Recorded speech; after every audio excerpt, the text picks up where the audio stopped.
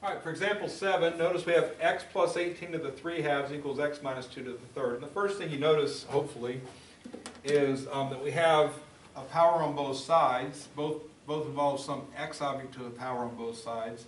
The one that's more upsetting would be this one here because the power is fractional, where over there the power is not fractional.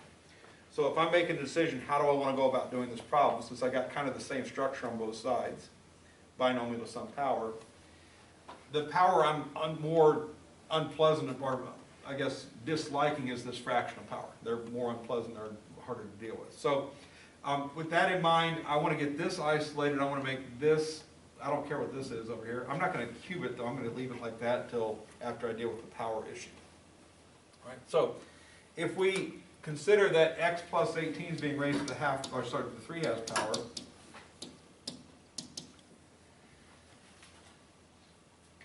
and that's equal to x minus 2 to the third power. Just like the last problem, this is isolated, this is all by itself. Once I get my fractional power rate in all by itself, everything else on the other side, I'm going to raise the left-hand side to what power? 2/3. I'm going to raise the right-hand side, which this is the entire contents of the right-hand side, so I'm going to put that like this to the 2/3.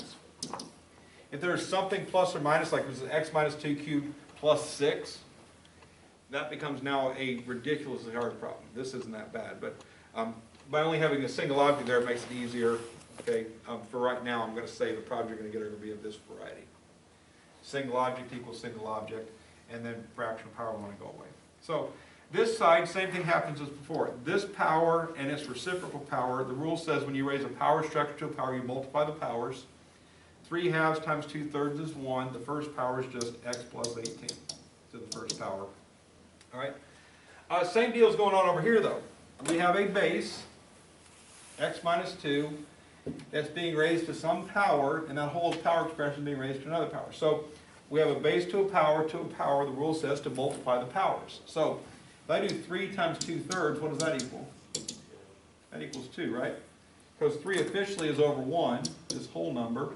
3's cancel, so we get 2. So the end result of this, x minus 2 to the third to the 2/3, is just x minus 2 squared. Inside power times outside power, reduce fractions when possible, comes out to a nice friendly whole number 2. So the original problem had a fractional power and another power. We got rid of the fractional power and the other power stayed friendly. Okay, if it didn't, it'd be a little different way to deal with it, but again, for now, assume that they're going to come out like this. So expect this to happen. At worst, it'll come out to a power bigger than 1. If it comes out to 1, that's even better. Next, at this point, I've got a non-radical equation. No radicals here. This is just a second power. I want to actually square x minus 2. If you recall from yesterday, x minus 2 squared just means x minus 2 times itself. X times x is x squared. We got a negative 2x for that product, negative 2x for that product, and a positive 4 for that product, just using FOIL. So the right-hand side of this equation is going to be x squared minus 4x plus 4. That's going to equal, or x plus 18 on this side. And since we have x squared in the problem, everything equals 0 is where we want to go. And since x squared is positive where it currently resides, I'm going to move everything to the right-hand side of this equation. So I'm going to chop off this positive x, make it negative x, chop off the positive 18, make it negative 18. And that gets me 0 equals x squared minus 5x minus 14.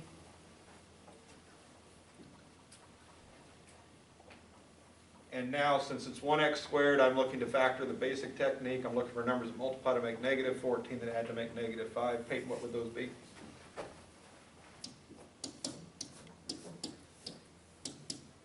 Multiplies to make negative 14, add to make negative 5.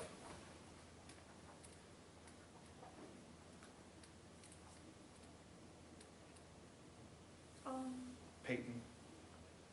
Multiply to make negative 14, add to make negative 5.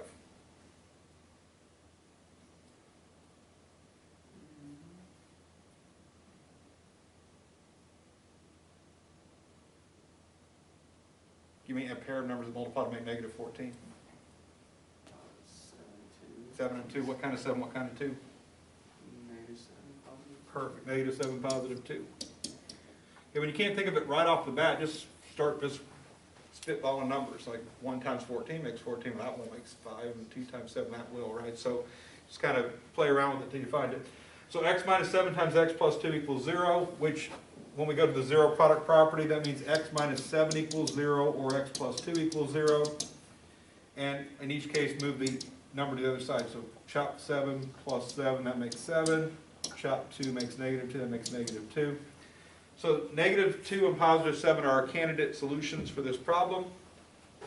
And we just have to verify they actually work. So we go back to the original problem as stated and verify they work. So the original problem says x plus 18 to the 3/2 power is equal to x minus 2 to the 3rd power. My first answer I'm going to try is 7. So if I put 7 here and 7 here in place of the x, I put a question mark by the equal sign because we're not sure it's equal. What's 7 plus 18? 25. 25 to the 3/2 means we're to take the square root of 25, which is 5, and 5 to the 3rd power means 5 times 5, 25 times 5 is 125. Over on the other side, 7 minus 2 is 5, and 5 to the 3rd power is 125. Those obviously are equal to each other, so 7 is a fine, perfect answer. It works out nicely. Our other solution we're testing is negative 2, so parentheses plus 18 to the 3/2 might be equal to parentheses minus 2 to the 3rd. We're testing negative 2, so negative 2 goes here, negative 2 goes here. Negative 2 plus 18 is 16, right? Square root of 16 is? 4 to the 3rd is? 64. And over here, negative 2 minus 2 is? Negative 4. Negative 4 to the 3rd, negative, negative, negative makes negative, right? 4, 4, 4 makes 64. 64 does not equal negative 64, so our negative answer is no good this time. One thing to be cautious of, a lot of times the negative answer doesn't work. Over here, both negative answers work, so don't just immediately say, well, that's negative, so it doesn't work. All right, so test them out every single time, verify they actually work or don't. Sometimes they do, sometimes they don't. You have to actually put them in to verify. All right, if it comes out true, you're in good shape. If it comes out false, you throw it out. So the only correct solution to this problem is x equals 7.